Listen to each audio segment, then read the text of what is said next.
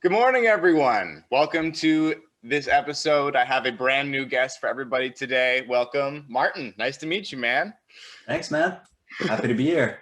So we met on Instagram like a lot of my collaborators do. And I think you found me through the Doodlelands videos, right? Yep. That's where I mainly saw you. Yeah. Awesome. First exposure, at least. Yeah. Well, you did a time-lapse character drawing, yeah? So that's what we got to watch today? For sure. Perfect. Let's just crack right into it and we'll talk about it as it goes. Yeah, man. That sounds like an idea. All right, you ready?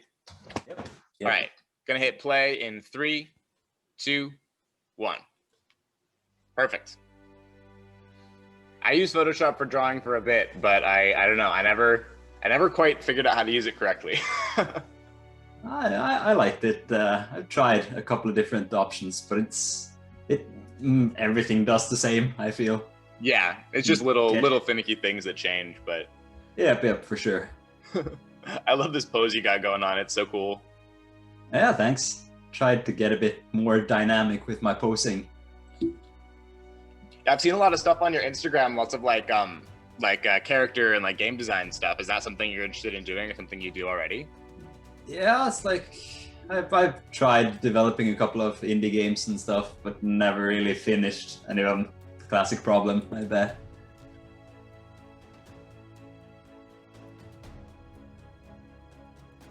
So I usually work in, like, as you saw, a base, first like a stick character, and then try to build like a 3-dimensional shape out of that. And then overlay a first sketch over there again. Just keep building layers. That's what it's all about. Yep. Which is one of my favorite Photoshop features. I love my layers. Seriously, yeah. I'm taking.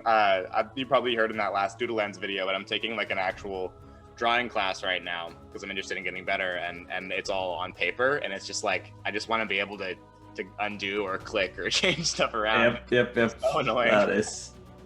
Always scared about actually finalizing any physical art. It's just almost crippling to not have a undo button, at least. Is there a game or a world that this character lives in for you? I'd say this is more inspired by other stuff. Cool. But mainly Warhammer / Warcraft, Blizzard stuff. Yeah, I definitely kind of trying to merge those feelings a bit. I've been playing a whole bunch of Hearthstone recently. Sure, yeah, it's a good place to get some character art going. Absolutely, yeah. The art in that game is really, really cool. Yeah, that's one of Blizzard's main draw points for me, I feel. For sure, like they have great designers. Gameplay is solid, but it's always the art style and... Yeah, I feel like every time they release a new trailer for like a new World of Warcraft season, I see it, I'm like, oh man, I gotta play more, and then I play it, I'm like, yeah, but the trailer was way cooler than this. Yep, my feelings exactly. Yeah.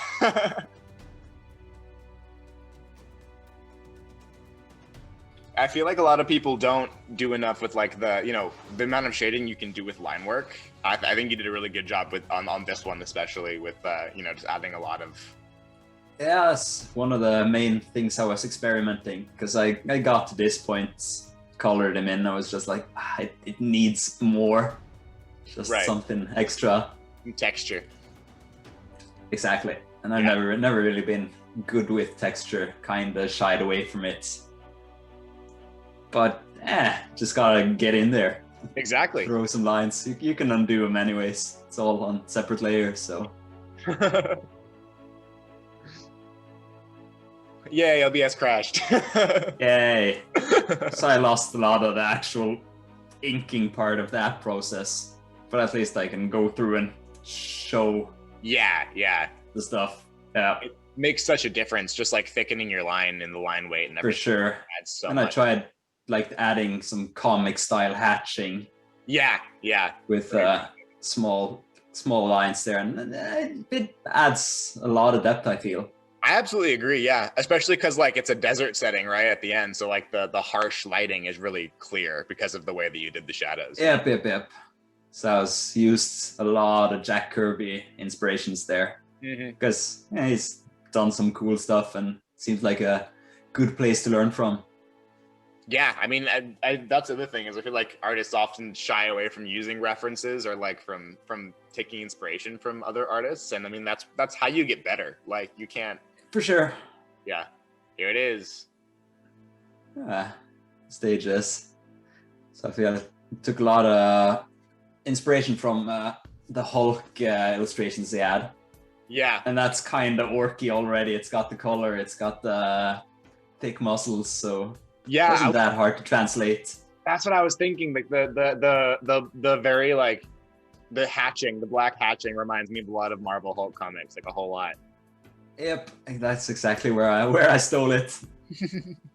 My uncle does a lot of comic book style art and stuff like that, and so like I always remember him drawing the Hulk, and that was one of the coolest things that he ever drew because there's so much cool deep shading in it, you know.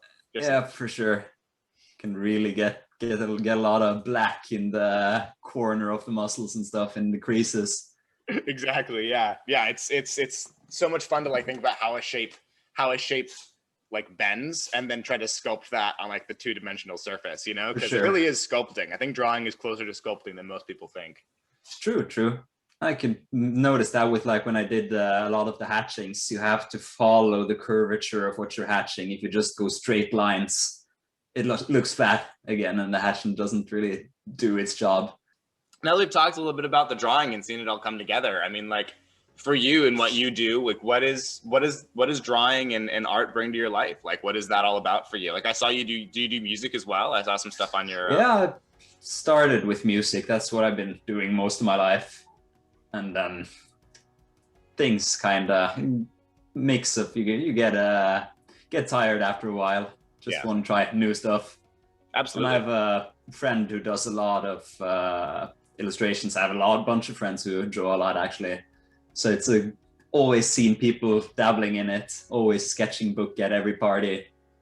So you get inspired and you want to jump in. Okay, I can do this. I can do it. I can figure it out. That's awesome. That's such a good story of like you know how you know. I mean, everybody is an artist in some way, but like, especially when you do have a focus, like for me, my focus is acting and directing and things. For you is music, but like, you don't have to get stuck in that.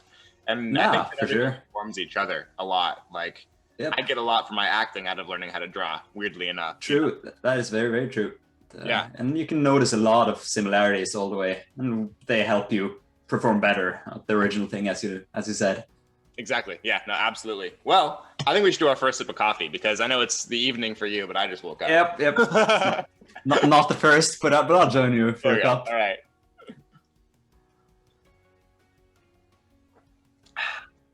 All right.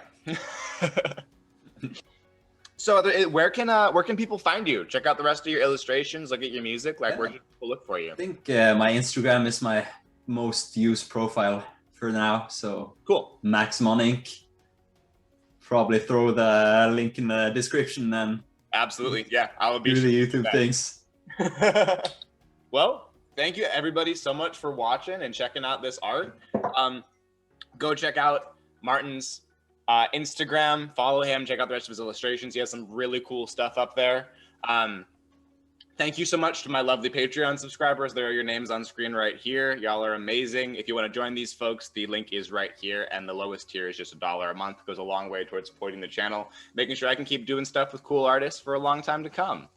Hit that like button, subscribe, ring that bell if you want a notification every time I post something new, and we will see you in the next video.